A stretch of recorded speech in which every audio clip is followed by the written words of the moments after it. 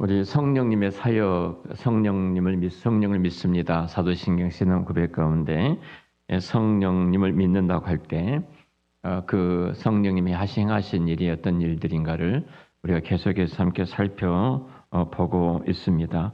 오늘 특별히 중생에 있어서 성령님의 사역을 함께 오늘은 나누고자 합니다. 먼저 우리는 이런 말을 하죠. 믿으면 구원받습니다. 그러죠. 믿으면 구원받습니다. 이 말을 보면은 틀린 말이 아니죠. 믿으면 구원받는다. 근데 좀 더 이 깊이 들어가게 된다면 우리가 어떻게 믿게 되었지? 이 질문입니다. 자, 믿으면 구원을 받는데 내가 어떻게 믿게 되었는가 하는 부분이에요. 오늘 제가 이제 두 사람을 만나서 식사를 같이 했습니다. 점심 때. 한 분은 교회 저하고 동갑이신데, 이분은 이제 교회 집사님이시고, 한 사람은 29살 먹었는데, 중학교까지 교회를 다니다가 이제 방학을 한 상태이더라고요. 이제 점심 먹고 이렇게 이제 이런저런 이야기를 초면에 만난 사람들인데, 이런 이야기, 저런 이야기를 전도하다가 제가 점심을 이제 사주고 무슨 일 때문에 같이 만나서 점심을 사주고 같이 내가 이제 기도하고 밥을 먹으니까 혹시 교회 다니세요? 그러더라고요. 제가 목사입니다. 이제 그래서 이제 이야기가 나오게 됐어요. 했는데 이 형제 같은 경우가 이제 중학교까지 교회 다니다 그 이후로 교회를 끊고 지금까지 교회를 안 다니고 있다. 할머님은 강남교회 권사님으로 계셨고 어머님은 집사님으로 계셨다. 그 먼 곳까지 교회를 하나면서 거기까지 다니게 됐다. 이야기하고요. 한 분은 이제 부인이 이제 권사인데 자기는 그 학교에 이렇게 기술직으로 교회 그런 직으로 있다가 10년 전에 퇴직을 하고 이제 10년 동안은 또 다시 일을 매년 근무한 곳에 있다가 이제 퇴직하게 되었다. 그 이야기를 이런저런 나오다가 이제 예수에 대한 이야기를 했어요. 예수 정말로 믿으십니까? 이런 이야기를 했어요. 그랬더니 그 나이 드신 분은 진짜 아내 때문에 내가 교회 따라다니지. 아내 때문에 내가 교회 가지. 지금 자기는 별로이다. 그러더라고요. 저한테 꼬여 딱 깨했죠. 그 형제도 이제 자기는 기독교인이라고 말을 하는데 이제 담배를 피웠어요. 일을 하다가요. 한쪽에서. 그래서 나는 처음에는 이제 그 교회를 안 다닌 분인 줄 알았습니다. 몸에 문신도 있고 하는데 그 보니까. 근데 이제 자기도 기독교인입니다. 그러더라고요. 기독교인입니다. 그래서 제가 예수를 믿느냐 이제 그 이야기를 나와서 복음에 대한 이야기를 잠깐 식사하면서 나누는 시간을 가졌습니다.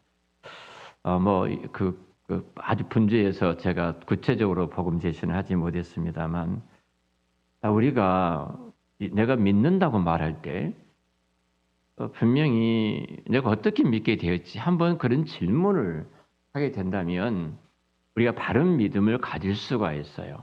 흔들리지 않는 믿음. 세상에 두 조각이 나도 흔들리지 않는 분명한 믿음을 가질 수가 있게 되거든요.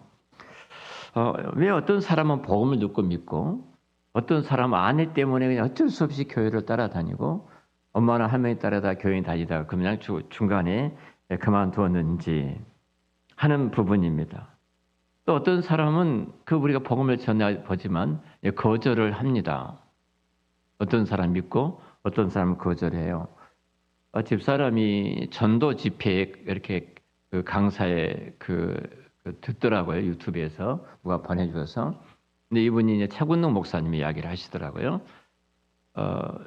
예수 이제 이렇게 천국 지옥 그 이야기 차군능 목사님이 이야기를 하잖아요. 그 말씀을 쭉 하시더라고요. 그러면서 그 목사님도 그래요. 말도 안 되는 이야기지만 이렇게 전하다 보면 어떤 사람은 그 말을 거꾸로 해서 예수를 믿는 사람이 있고 어떤 사람 미친놈이네 하고 지나가는 사람이 있더라는 겁니다. 이 질문, 누구는 복음을 듣고 믿고 누구는 믿지 않는가에 거절하는가? 이 질문의 답이 바로 오늘 말씀하는 중생입니다. 거듭남. 바로 이 중생이라는 거듭남, 성령으로 말미암아 다시 태어남인데 성령으로 말미암아 다시 태어남의 이 사역이 바로 거듭남, 이 중생의 사역이 성령님의 사역이다는 겁니다. 오늘 말씀을 통해서 우리는 성령께서 어떻게 죽은 영혼을 살리시는가 이 부분을 좀 살펴보면서 내가 흔들리지 않는 이 견고한 믿음을 갖고 이 땅에 좀 당당하게 믿는 자로서 좀 살아가는 그 은혜가 있었으면 합니다. 먼저 인간의 상태입니다. 자, 인간의 상태는 늘 제가 계속해서 말합니다만 죽어 있는 영혼은 죽어 있다는 전제예요. 죽어 있다. 이 성경은 인간의 상태를 뭐 약하다, 뭐 이렇게 좀 부족하다, 어떤 부분은 강하고 어떤 부분은 괜찮다 이렇게 말하지 않습니다. 성경은 모든 인간은 다 죽어 있어요. 에베소서 2장 1절에 보면은 허물과 죄로 죽었던 너희를 뭐 했다고요? 살리셨도다. 그래요. 이미 우리들은 죽었다입니다. 이미 죽었다. 그러니까 그리스도 밖에 있는 이 세상의 모든 사람들은 이미 어떻다는 거예요? 죽었다. 어떻게 세상에 저렇게 학문과 지식이 뛰어난 사람이 저런 이단에 빠지고 말도 안 되는 저런 종교에 들어가서 저런 멍뚱한 미친 짓을 하고 있지? 저렇게 상식만 생각해도 이해가 안 된다. 대학교 교수가, 법관이, 세상을 내놓으라 하는 사람들이 말도 안 되는 그런 것에 빠져서 교주로 저런 사람들을 숭배하고 있는 것 어떻게 이해가 할 수 있지? 이렇게 생각할 수 있잖아요. 근데 뭐라고 그래요? 영혼은 죽어 있기 때문에 저것이 사는 길인지 죽은 길인지 전혀 알지 못하는 겁니다. 육신적으로 보면은 대단한 학문과 지식을 갖고 있을지 모르지만 그는 이미 죽어 있어요. 죽은 사람의 상태는 스스로 움직일 수가 없습니다. 반응할 수도 없어요. 생명을 만들어낼 수도 없어요. 영적으로도 마찬가지 아닙니까? 우리가 하나님을 찾을 능력도, 하나님께 나아갈 능력도, 그리고 믿을 능력도 없는 상태가 바로 우리예요. 믿습니까? 그러므로 구원은 인간이 하나님께 나아가는 것이 아니라 하나님이 죽은 인간에게 찾아오시는 사건이에요. 하나님이 찾아오셨어요. 그래서 오늘 요한복음 3장에 보면 이 중생, 이 거듭남, 다시 태어나면 이것은 성령님의 주권적인 사역이다. 오늘 니고데모를 통해서 성령님의 거듭남에 대한 은혜를 우리가 보게 되는데요. 니고데모의 한계입니다. 니고데모는 중생은 있지만, 종교는 있지만 결국은 중생이 없는 상태죠. 종교는 있어요. 니고데모는 성경이 뭐라고 말해요? 바리새인이고 유대인의 지도자라고 말해요. 학문적으로 뛰어난 학문과 종교적인 신분을 갖고 있었던 사람입니다. 당시에 모든 사람 앞에 존경받을 수 있는 그런 당 최고의 신학자이고요. 도덕적으로 흠이 없는 사람이 니고데모였어요. 근데 예수님께서 그에게 이렇게 말을 해요. 3장 3절에 보면은 우리 같이 읽어보겠습니다. 예수께서 대답하여 이르시되 진실로 진실로 내게 이르노니 사람이 거듭나지 아니하면 하나님 나라를 볼 수 없느니라. 여기서 충격적인 사실을 발견하거든요. 종교적인 열심, 지식, 도덕적으로는 절대로 하나님 나라에 들어갈 수가 없다. 우리는 장로교회, 우리 개혁주의 장로교회에서 볼 때는 인간은 전적으로 타락해 있기 때문에 하나님께 나아갈 수가 없는 존재예요. 니고데모는 좋은 사람이었습니다. 뛰어난 사람이에요. 도덕적으로나 윤리적으로나 신학적으로 당대 최고의 학자였습니다. 근데 그에게는 뭐가 없다는 거예요? 새 생명이 없었다 이 말입니다. 오늘 우리의 모습도 점검해 봐야 됩니다. 내가 교회 오래 다녔습니다. 교회 직분도 가지고 있습니다. 봉사도 했습니다. 정말 나는 거듭난 생명이 내게 있는가? 이 질문을 해야 돼요.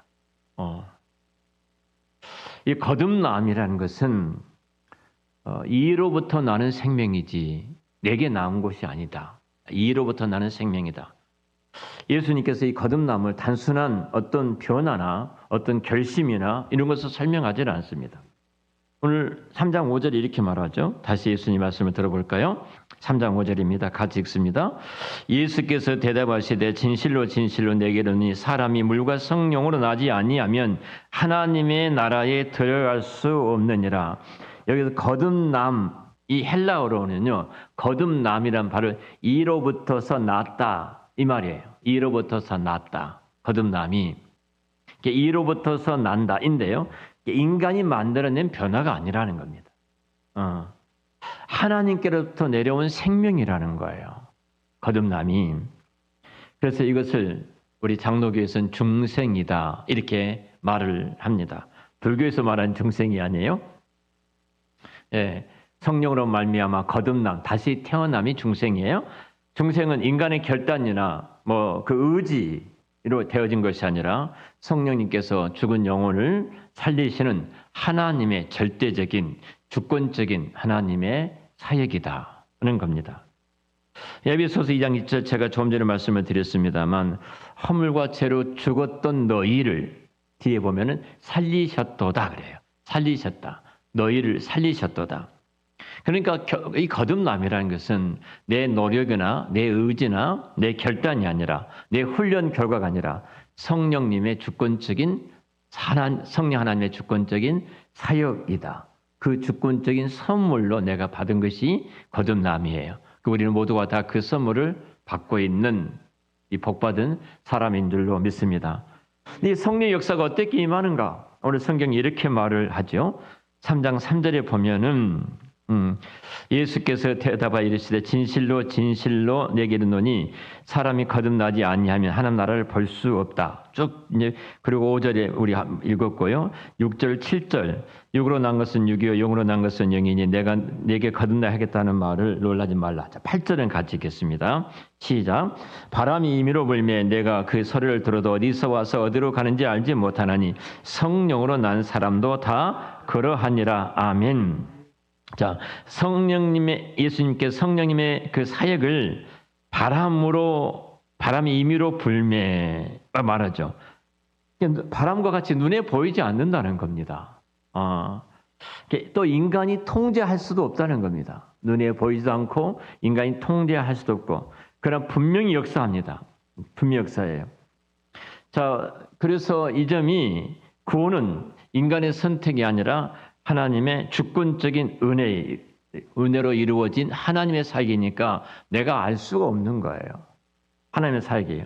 근데 니고데모가 이 말을 이해를 못합니다. 전혀 이해를 못해서. 왜냐하면 그는 인간 중심으로 생각했기 때문에 그래요. 그러나 구원은 내가 무엇을 하느냐가 아니라 하나님이 무엇을 하셨느냐가 구원이에요. 우리는 십자가로 말미암아 거듭난 하나님의 자녀로서 우리가 이 자리에 있죠. 니고데모가 오늘 예수님께서 니고데모에게 이해를 못한 니고데모에게 14절에 이제 설명을 해 갑니다. 한 예를 들어서 14절 같이 한번 읽어 볼까요? 모세가 광야에서 뱀을 든 것 같이 인자도 들려야 하리니. 아멘. 이건 민수기 21장에 우리 잘 아는 것처럼 노뱀 사건이에요. 이스라엘 백성들이 하나님 앞에 불순종하고 불평하고 원망할 때 하나님이 닫아놨던, 지켰던 그 보호막을 열어버리시죠. 그래서 이 불뱀들이 나와가지고 이스라엘 백성들을 물어 주고 갈 때 우리 살려달라. 모세가 기도하고 장대 끝에다가 노뱀을 달아놓아라. 그러죠. 그 노뱀을 쳐다보는 자들마다 살리라. 말도 안 되는 이야기죠. 노뱀 우리가 신약에서 해석하기를 예수 그리스도를 대표하고 있다 이렇게 말을 하죠. 자, 마찬가지로 우리는 죄로 죽었던 우리들이에요. 죄로 죽었던 존재들인데 예수님께서 십자가에 이제 달려 돌아가셨습니다. 그리고 그 예수님을 믿는 자마들마다 영생을 얻습니다. 그러니까 이 거듭남이라는 것은 단순히 내가 뭘 체험했다가 아니라 십자가를 통해서 주시는 새로운 생명인데요. 생명인데 이것은 나로 하여금 믿게 해 주시는 거예요. 성령님이 믿게 해 주신, 좀 더 설명하겠습니다만 믿게 해 주셨기 때문에 믿음 역사의 중생의 역사가 먼저 일어난다. 그리고 우리가 믿게 된다고 말합니다. 하나님이 살려주시니까 살아난 내가 십자가를 바라보게 되고 십자가를 바라보게 되니까 예수님 나의 죄를 십자가에 죽으시고 부활하신 것을 내가 알게 되고 믿게 된다. 내 안에 먼저 일어난 사역의 중생이 성령님의 사역이 여기서 이제 알미니안과 우리 계획주의가 이제 등장을 하는데요. 제가 다음 주에 이 부분은 좀 우리가 구체적으로 알 필요가 있기 때문에 우리 늘 이 부분이 헷갈리니까 그 부분은 좀 설명을 다음 주에 더 하도록 하겠습니다. 정말 나는 거듭났는가? 자, 니고데모의 이 말씀을 통해서 우리 질문해야 돼요. 나는 교인인가? 거듭난 하나님의 자녀인가? 나는 하나님의 아는 지식만 갖고 있는 사람인가? 그 생명이 내 안에 지금 있는가? 나는 종교인인가? 아니면 정말로 생명 속에 하나님의 생명 속에 그리스도와 함께 연합되어 그 자리에 있는 사람인가? 거듭난 사람들의 특징이 있습니다. 바람이 지나가면 흔적을 보고 바람이 지나갔다 하는 것처럼 성령이 임한 사람들은 이제 그 흔적을 볼 수가 있어요. 그 흔적이 뭐 죄에 대해서 굉장히 민감합니다. 죄에 대해서 민감해요. 그리고 하나님을 향한 갈망이 있습니다. 말씀에 대한 갈급함도 있고요. 또 내 삶에 대한 가치관이 달라집니다. 이전에 추구했던 그 가치관이 다르게 되어지고 가장 중요한 것은 주인이 바뀐 거예요. 내가 주인된 삶이 예수 그리스도가 주인된 자리, 왕과 주인된 자리에 내가 이제 있는 것입니다. 내가 왕이었습니다. 내가 주인이었습니다. 내 인생을 내가 경영해 왔습니다. 근데 내가 예수 그리스도를 내가 모시는 순간, 거듭난 순간 내 인생에 내가 주인이 아니라 바로 예수님께서 주인 되심을 고백하고 그 왕 되심 앞에 우리가 무릎을 꿇게 된 것입니다. 근데 이 모든 것들은 인간이 만들어내는 것이 아니라 성령님께서 주시는 증거로 우리 가운데 나타나게 되어진 거예요. 우리 삶이 달라졌잖아요. 생각하는 것이나 우선순위나 가치관이나 우리 전반적으로 우리 생각하는 것들이 분명히 다르잖아요. 니고데모는 밤이 왔습니다. 예수를 만난 순간 그는 빛으로 나아가는 빛의 사람이 되었습니다. 요한복음 19장에 보면은 니고데모가 예수님의 장례를 가장 그 영광스러운 장례를 돕는 자리에 그가 거듭난 그가 그 자리에 있었음을 보게 되죠. 처음에는 그가 전혀 이해하지를 못했지만 성령님께서 그의 삶을 바꿔주시고 변화시켜주고 그의 삶의 우선순위를 앞에 놔두고 모두가 뿔뿔이 흩어져 도망갈 때 그 예수님의 장례를 곁에서 가장 목숨을 내걸고 함께했던 사람이 니고데모입니다.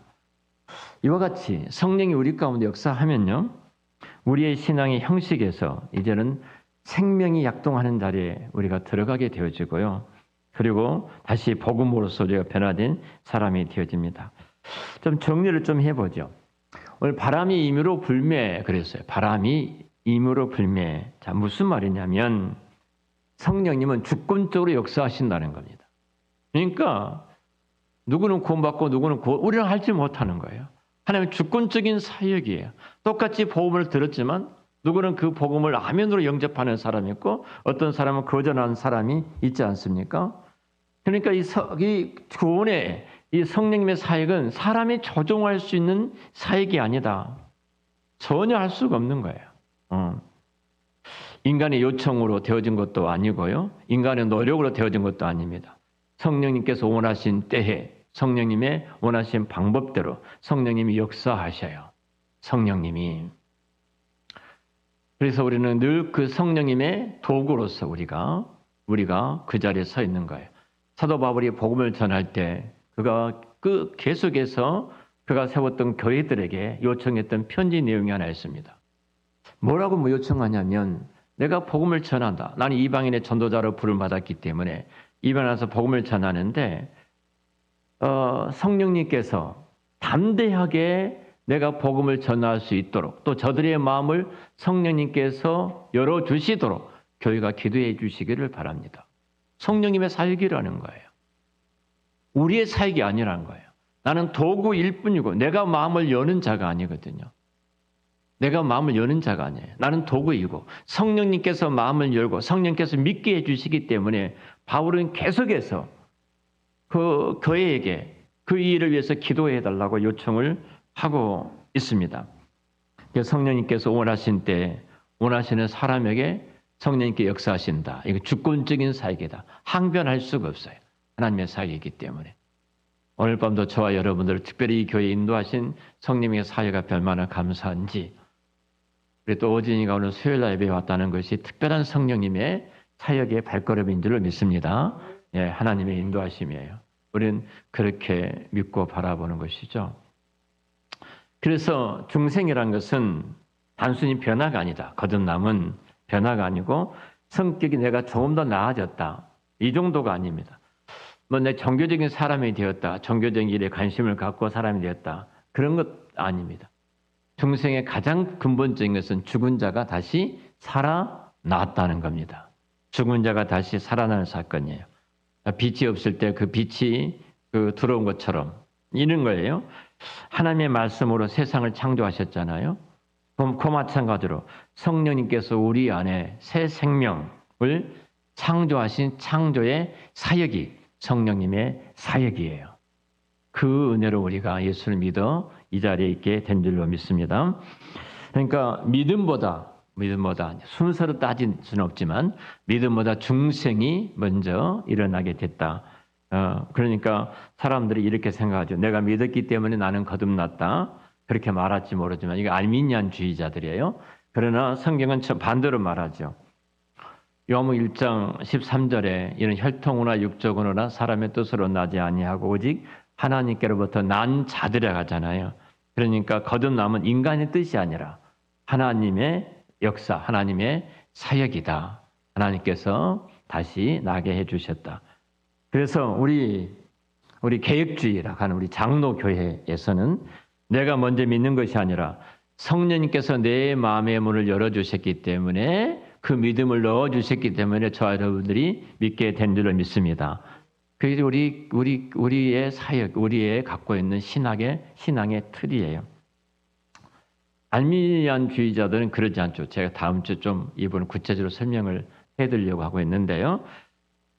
성령이 도와주시고 사람이 선택했다 이렇게 말을 해요.